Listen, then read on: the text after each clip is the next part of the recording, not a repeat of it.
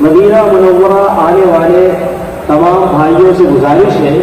کہ جب آپ مدینہ تشریف لائیں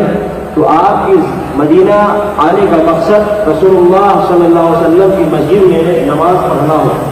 یہ نیت ہرگز نہ کریں کہ میں مدینہ اس لیے جا رہا ہوں کہ رسول اللہ صلی اللہ علیہ وسلم کی قبر کی زیارت کروں گا، بلکہ آپ مسجد رسول اللہ صلی اللہ علیہ وسلم میں نماز پڑھنے کے لیے یہاں تشریف لائیں، اور جب آپ مدینہ آ جائیں مسجد رسول اللہ صلی اللہ علیہ وسلم میں جب آپ داخل ہونے کے بعد 2 رکعت نماز ادا کریں، اور پھر اس کے بعد قبر رسول اللہ صلی اللہ علیہ وسلم کے پاس جا کر آپ سلام اس طریقے سے کریں، السلام علیکم یا رسول اللہ۔ پھر اس کے بعد تھوڑا سا آگے بڑھیں اور السلام علیکم یا ابا بکر صدیق کہیں، پھر اس کے بعد تھوڑا سا اور آگے بڑھیں اور السلام علیکم یا عمر الفاروق، کہ آپ دونوں صحابی کو بھی سلام کریں۔ سلام کا صرف یہی طریقہ ہے، اتنا سلام کہہ کر آپ آگے بڑھ جائیں۔ یہ ذہن میں رکھیے کہ آپ جب قبر رسول اللہ صلی اللہ علیہ وسلم کے پاس جاتے ہیں تو یہ عقیدہ ہرگز نہ رکھیے کہ رسول اللہ صلی اللہ علیہ وسلم ہمیں دیکھ رہے ہیں یا کہ ہماری باتوں کو ڈائریکٹ سن رہے ہیں۔ یہ سمجھنا یا یہ عقیدہ رکھنا درست نہیں ہے۔ اسی طریقے سے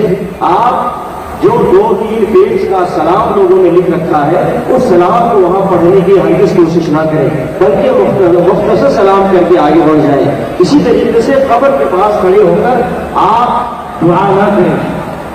اور اسی طریقے سے رسول اللہ صلی اللہ علیہ وسلم سے کسی چیز کا سوال نہ کریں، نہ ہی رسول اللہ صلی اللہ علیہ وسلم سے شفاعت مانگیں اور نہ ہی دنیا و آخرت کی کوئی اور چیز کا سوال کریں۔ اسی طریقے سے آپ جب آپ قبر رسول اللہ صلی اللہ علیہ وسلم کے پاس پہنچے تو کسی اور سلام پیش نہ کریں، اس لیے کہ جو مومن اور مسلمان جہاں سے سلام کہتا ہے فرشتے اور ملائکہ اس سلام کو رسول اللہ صلی اللہ علیہ وسلم تک پہنچا دیتے ہیں، بلکہ اگر آپ قبر کے پاس سے سلام کہتے ہیں تو فرشتے ہی اس سلام کو نبی صلی اللہ علیہ وسلم تک پہنچاتے ہیں۔ اسی طریقے سے آپ جب مدینہ آتے ہیں تو بار بار رسول اللہ صلی اللہ علیہ وسلم کی قبر کے پاس نہ جائیں، بلکہ ایک سفر میں ایک مرتبہ جا کر قبر کے پاس آپ سلام کہیں، اتنا کافی ہے، بلکہ بار بار قبر کے پاس جانے سے رسول اللہ صلی اللہ علیہ وسلم نے منع فرمایا ہے۔ اسی طریقے سے میرے بھائیوں اور دوستوں، آپ یہ ذہن میں رکھیں کہ کوئی بھی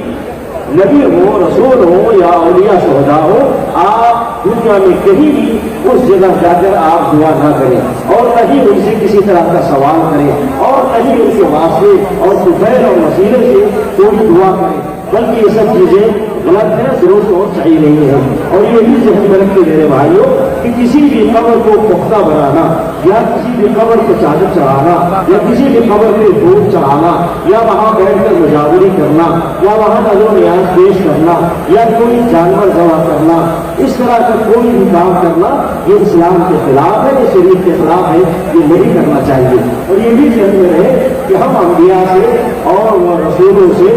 اور شہداء اور اولیاء سے محبت کرتے، اور محبت کا طریقہ یہ ہے کہ ہم ان کے طریقے پر چلیں گے، ان کے راستے پر چلیں گے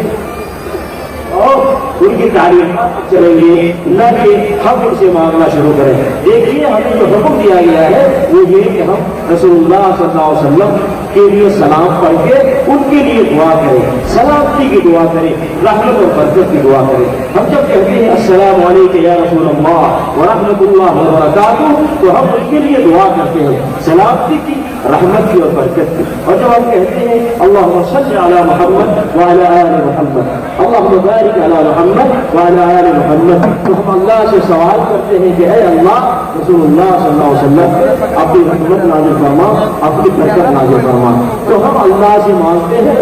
اللہ کے لیے، تو جب ہم اللہ سے رسول اللہ صلی اللہ علیہ وسلم کے لیے مانگتے ہیں تو ہمیں اپنے لیے بھی اللہ ہی سے مانگنا چاہیے، رسول سے یا یہ کہ کسی غیر سے اپنے لیے سوال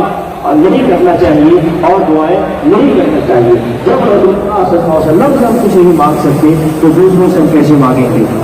میرے بھائیوں، آپ صحیح راستے پر چلیں اور اس طریقے پر چلیں اور کسی ایسے کوئی ایسا عمل نہ کرے کہ جس سے آپ اسلام سے خارج ہو جائیں، یعنی کہ آپ اس عمل کے کرنے کے بعد اجر آپ کے بجائے آپ گناہ حاصل کریں۔ آپ اسلام کو پڑھیں، قرآن کو ترجمے کے ساتھ پڑھیں، رسول اللہ صلی اللہ علیہ وسلم کی حدیثوں کو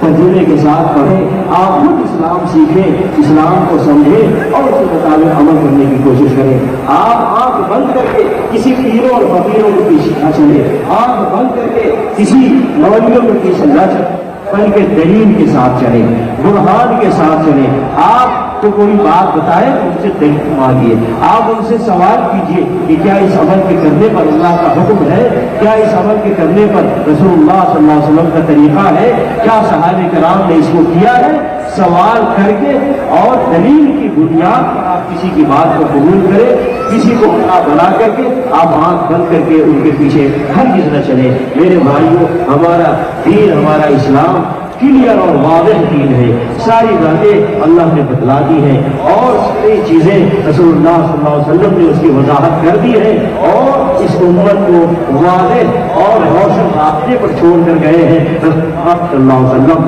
ایک قرآن دے کر کے گئے اس امت کو، اور ایک رسول اللہ صلی اللہ علیہ وسلم نے اپنا طریقہ اور اپنی سنت دے کر کے گئے ہیں اس طریقے اس امت کو، اور اسی طریقے سے اس امت کو رسول اللہ صلی اللہ علیہ وسلم نے صحابہ کی ایک جماعت دے کر کے گئے ہیں، وہ جماعت جو ہدایت یافتہ جماعت ہے، جنتی جماعت ہے۔ اور اس کے بارے میں نبی صلی اللہ علیہ وسلم نے فرمایا کہ علیکم بسنتی وسنت الخلفاء الراشدین المہدیین، لازم پکڑو میری سنت اور میرے طریقے کو اور میرے خلفاء راشدین کے طریقے کو جو ہدایت یافتہ ہے۔ اس لیے میرے بھائیوں، آپ اپنے عقل کو، اپنے شعور کو، اپنے ذہن و دماغ کو کھول کر کے رکھیں۔ اسلام پر چلے تو اسلام کو عرض لے، اسلام پر چلے تو اسلام کو رسول اللہ صلی اللہ علیہ وسلم کی صحیح حدیثوں سے لے اور صحابہ کرام کی زندگی سے لے۔ کسی پیر، کسی فقیر، کسی ایسے مولوی کہ جو اپنی طرف سے کوئی بات بتلاتا ہے، ان کی باتوں پر توجہ نہ دے اور اس کے مطابق عمل کرنے کی بھی کوشش نہ کرے۔